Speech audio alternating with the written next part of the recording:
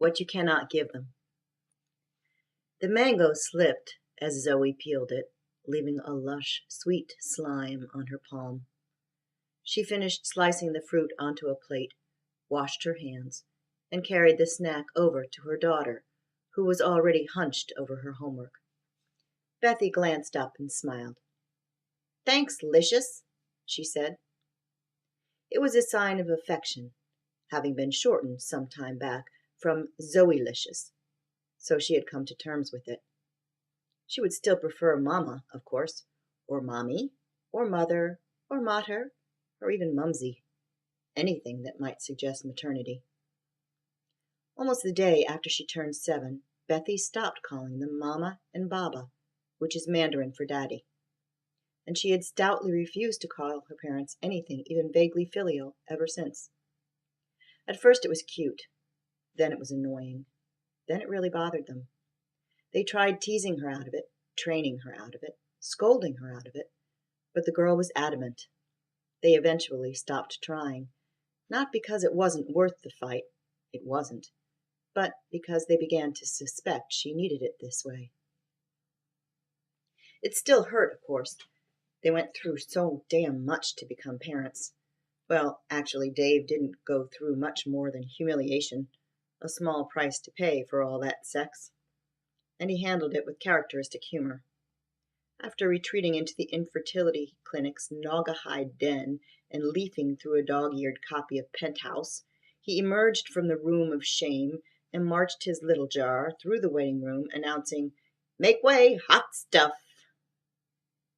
For the most part, like the other men they met in their couple's support group, Dave stood by stunned and helpless as Zoe grieved over her incapacity to bear life. Her craving for a child became obsessive and insatiable. Dave finally admitted to feeling like Kramer in that Seinfeld episode, clinging to the back of a New York City fire truck as it screamed through crowded streets and careened around corners. The reality didn't sink in for him until she started conceiving at last, and then miscarrying. He finally got it then. All those years, it was her body that was probed and scraped and tested. She was the one who felt the small, hard knob inside her abdomen clutch and ache, then let go. But in the end, even though it was Zoe, not Dave, who spent entire days in bed motionless, it was both of them who bled. At last, after reams of bureaucratic paperwork and 2 years of waiting, they found themselves in a drab hallway on the 20th floor of the Holiday Inn in Hefei, China. It was 9 a.m. on a Wednesday. They nervously tapped on the door of the designated room and entered softly. A uniformed woman turned toward them.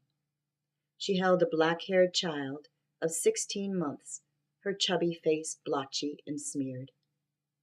The baby studied Zoe for a slow, breathless moment before extending 2 incongruously thin arms. Time dissolved as they melted together, new mother and tear-stained child. David leaned in close to both of them. He lightly touched their daughter's cheek. Grazing her delicate ear with his lips, he whispered so softly only the baby and Zoe could hear him, "Well, there you are. We've been looking all over for you." About the time Beth stopped calling her parents by name, she also slipped without warning down some steep, dark chasm of the heart. An affable youngster, she morphed into a child of sudden, violent tantrums. The slightest change in plans could trigger one. It started out as pacing and rapidly devolved into sobbing and thrashing. The child's rages could flare up at any time in any situation. At home, in restaurants, on airplanes. Once the firestorm started, nothing could defuse or stifle it. For the next 40 minutes, Dave and Zoe took turns hovering, heartsick and helpless, equally unable to comfort or control their flailing child. All they could do was stay close, murmuring reassurances, and struggle to stay calm until the inferno banked. After one of Beth's tantrums, she was hollowed out and limp, and so were they. Even worse was the way their buoyant little girl suddenly retreated into a sort of psychic storm cellar. She took to wearing only black or gray baggy clothes. She hunkered down into nondescript hoodies, walking slowly with a slouching sort of hunch. Like a teenager, she shrugged off all affection. Only 7 years old, Bethy already stalked sullenly to school, her head pitched down like a broken marionette. Their daughter rarely spoke, and when she did, her words came out stilted, self-conscious, stuttering. At night, after Bethy was asleep, Dave and Zoe talked in bed. During the day, they took turns calling pediatricians, consulting other parents, agonizing.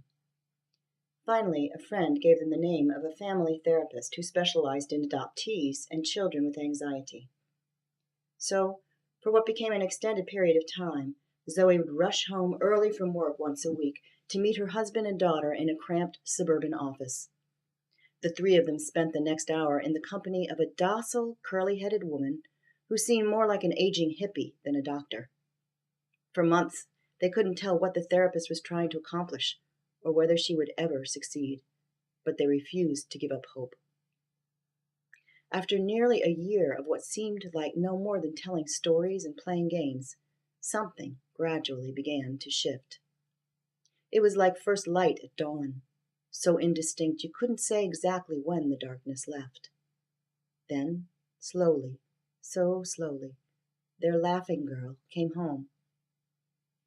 But she came home altered.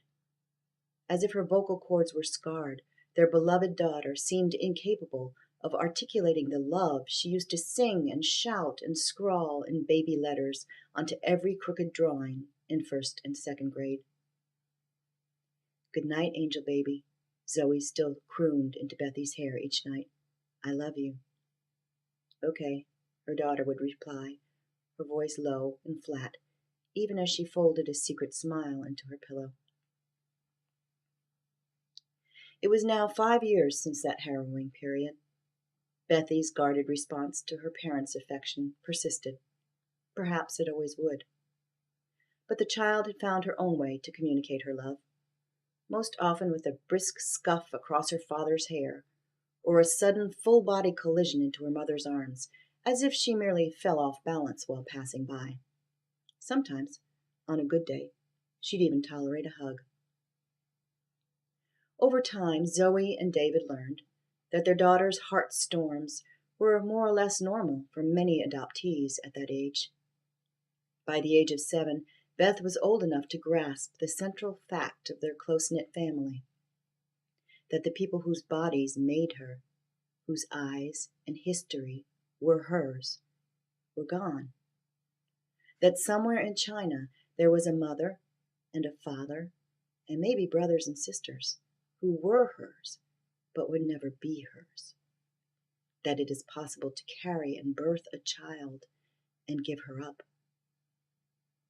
In light of that inestimable loss, refusing to call them Mama and Baba made perfect sense. It was like a secret talisman, which, come to think of it, not that Zoe was biased, was downright brilliant. Not to mention that their daughter's refusal to budge had a certain glittering adamantine beauty. You had to admire the kid's resolve. What they also learned, and what all adoptive parents must come to terms with at some point, is that you can give a child your whole heart, withholding nothing. But in the end, no matter how much you love her, you can never fully replace what she has lost. It is simply not yours to give. It was taken from her long before you arrived on the scene. So now, at last, they more or less understood. And the three of them had come to a sort of sweet-tempered détente. But still, Zoe thought, as she poured Bethy a glass of milk, I wish to hell she'd call me Mom.